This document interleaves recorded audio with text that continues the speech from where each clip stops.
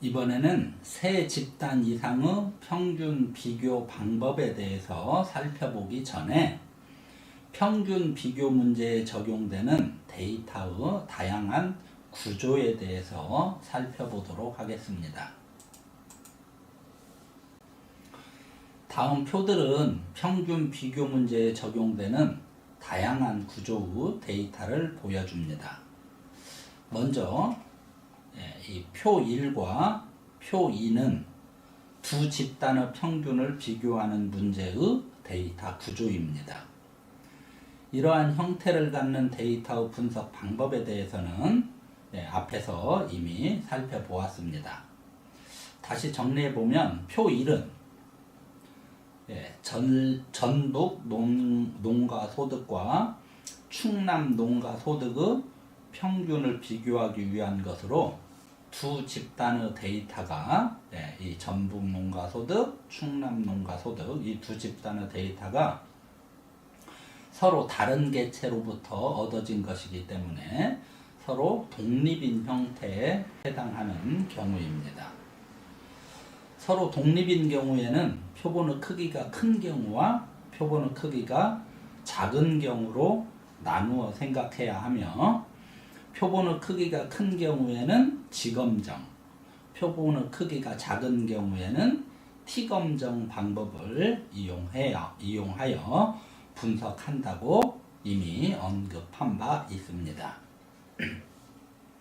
표 2는 표 1과 구조는 똑같습니다만 왼쪽에 있는 수입이라는 변수와 오른쪽에 있는 지출이라는 변수가 서로 독립이 아닌 형태에 해당하는 경우입니다.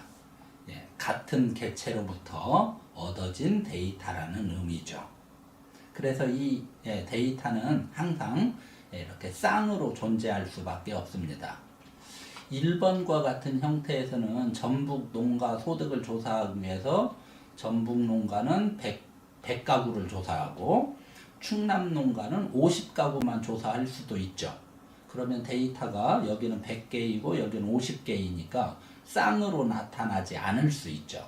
그렇지만 2번과 같은 형태는 이 두 변수가 두 데이터가 하나의 개체로부터 나온 거기 때문에 항상 이렇게 1번 개체에서 얻어진 데이터, 2번 개체에서 얻어진 데이터 이렇게 데이터가 쌍으로 나타날 수밖에 없습니다.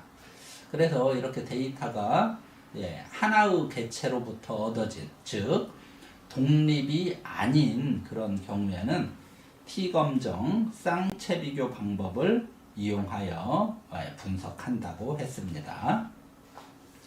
다음으로 3번 표 3은 데이터의 집단, 즉 그룹들이 3개 이상으로 확장된 경우입니다.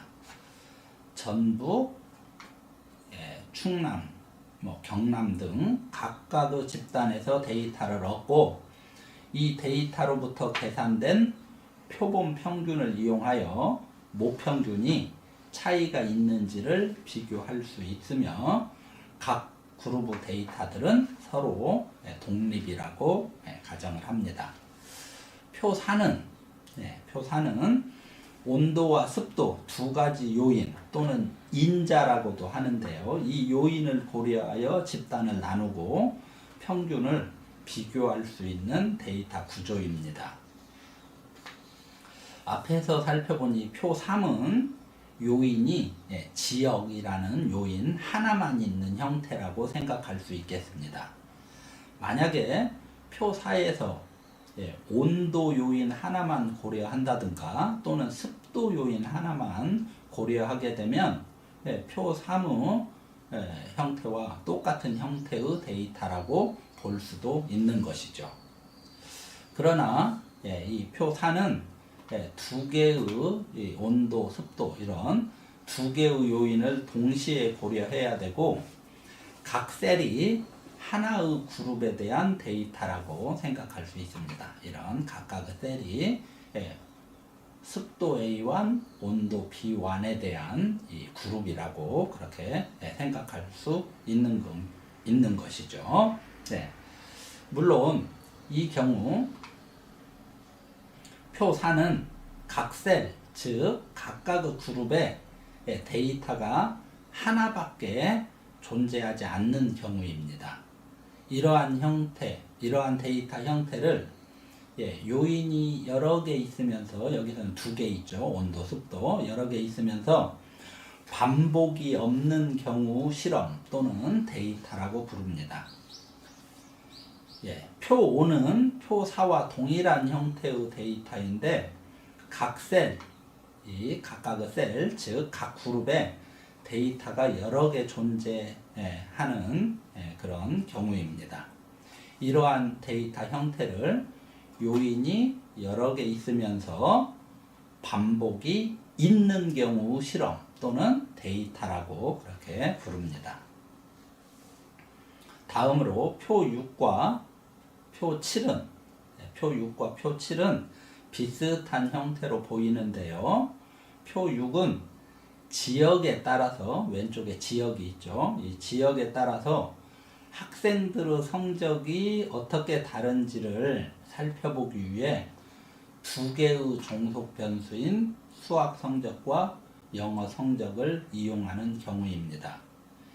이 데이터는 수학 성적과 영어 성적이 그러니까 수학 성적과 영어 성적의 평균이 같은지 다른지를 비교하기 위한 것은 아니고 지역에 따라 이 지역에 따라 학생들의 성적이 어떻게 다른지를 살펴보기 위한 것입니다. 그에 반해서 표 7은 혈압 치료제에 따라 치료제를 투여하기 전과 투여하고 난 후 혈압 차이가 있는지 그렇지 않은지, 즉 혈압 치료제의 효과에 차이가 있는지를 비교하는 데 관심이 있는 데이터입니다. 그런데 치료제를 투여한 후 혈압은 치료제를 투입하기 전의 혈압에 많은 영향을 받을 것입니다. 원래 혈압이 높았던 사람은 치료제를 먹어도 높을 가능성이 있고, 원래 혈압이 낮았던 사람은 치료제를 먹으나 먹지 않으나 낮을 가능성이 있으니까요. 그래서 이렇게 영향을 주는 변수, 즉 투여 전 혈압이 투여 후 혈압에 영향을 주는 것이죠. 이렇게 영향을 주는 변수를 우리가, 즉 이 영향을 주는 변수가 투여 전 혈압이죠. 이러한 영향을 주는 변수를 공별량이라고 그렇게 부르는데요. 이 공별량을 고려해서 데이터를 분석해야 되는 그런 형태의 데이터입니다. 마지막으로 표 8은 왼쪽에 있는 이 인종에 따라서 같은 사람들을 시차를 두고, 즉 나이가 변해감에 따라 데이터를 여러 번 수집한 형태입니다. 이러한 데이터를 반복 측정 데이터라고 부릅니다. 이렇게 우리가 8개의 표를 이용해서 살펴본 바와 같이 평균 비교 문제에 적용되는 데이터 형태는 아주 다양합니다. 물론 이번 학기에 우리가 이런 다양한 형태의 데이터를 모두 분석해 볼 수는 없습니다. 그래서 이번 학기에는 가장 기본적인 형태라고 할 수 있는 표 1, 표 2, 표 3과 같은 형태만 다루어 볼 수밖에 없겠습니다.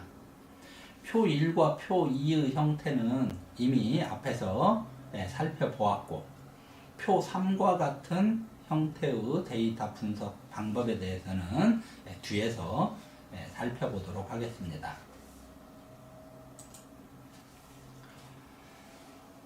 앞에서 살펴본 데이터 형태를 이번에는 비교 대상의 수, 종속 변수 수, 그리고 공별량이 존재하는지 그렇지 않은지 등으로 구분해서 정리해 보도록 하겠습니다. 먼저 비교 대상, 즉 집단의 수에 따른 분석 방법입니다. 1번과 같은 표 앞에서 이 1번과 같은 표는 두 집단이 독립인 경우이고 이러한 경우에 표본의 크기가 큰 경우에는 지검정, 표본의 크기가 작은 경우에는 T검정 방법을 이용하여 우리가 분석을 하게 되는데 일반적으로 T검정 방법을 이용하는 경우가 많다고 할 수 있겠습니다. 2번과 같은 형태의 데이터, 2번은 이 수입과 지출을 나타내는, 즉 서로 독립이 아닌 경우입니다. 이런 경우에는 대응표본 T검정이라고 해서요, 앞에서 우리가 살펴보았었던 T검정 쌍체 비교 방법을 이용하여 데이터를 분석합니다. 그리고 세 집단 이상인 경우에는 인자 또는 요인이 하나만 있는 경우와 두 개 이상 여러 개 있는 경우로 구분할 수 있고, 인자 또는 요인이 하나만 있는 경우에는 이론 배치 분산 분석이라는 분석 기법을, 그리고 인자가 두 개 있는 경우에는 이원 배치 분산 분석 방법이라는 데이터 분석 기법을 이용해서 데이터를 분석하게 됩니다. 다음으로 종속 변수 수에 따른 분석 방법을 살펴보면 앞에서 표 3, 표 4, 표 5와 같은 경우에는 분산 분석 방법을 이용하여 데이터를 분석하게 되고요. 표 6과 같은 경우에는 다별량 분산 분석이라는 방법을 이용해서 데이터를 분석합니다. 그리고 공별량이 존재하느냐 존재하지 않느냐에 따라서, 또는 반복 측정 데이터이냐 그렇지 않느냐에 따라서 공별량이 존재하는 경우라면 공분산 분석이라는 기법을, 반복 측정된 데이터라면 반복 측정 분산 분석이라는 기법을 이용하여 데이터를 분석할 수 있습니다. 이와 같이 평균 비교 문제에 적용되는 데이터 분석 방법은 데이터의 형태에 따라 매우 다양합니다. 다음에는 이 중에서 표 3과 같은 형태의 데이터, 표 3은 이렇게 여러 개의 집단인데 인자가 하나만 있는 경우죠. 이 표 3과 같은 형태의 데이터를 분석하는 분산 분석 방법에 대해서 살펴보도록 하겠습니다.